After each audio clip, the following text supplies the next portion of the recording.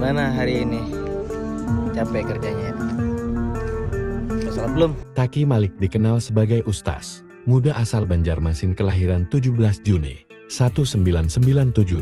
Ia merupakan penghafal Al-Quran yang pernah menempuh pendidikan di Universitas Al-Azhar, Mesir. Namanya semakin dikenal publik sejak menikah dengan Salma Vina Sunan, putri pengacara Sunan Kalijaga.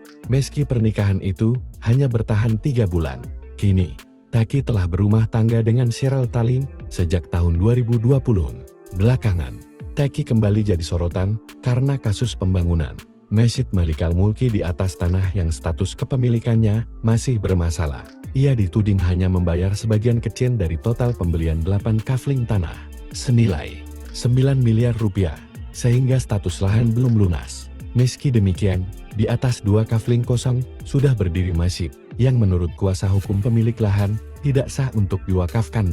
Situasi makin panas ketika Taki membuka donasi 6 miliar rupiah untuk menyelamatkan masjid.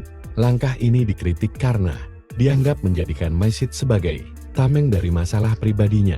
Hingga kini, dana yang terkumpul dikabarkan mencapai 1,6 rupiah miliar. Sementara Taki belum memberi klarifikasi langsung, hanya menyinggung soal fitnah melalui unggahan Instagram Story.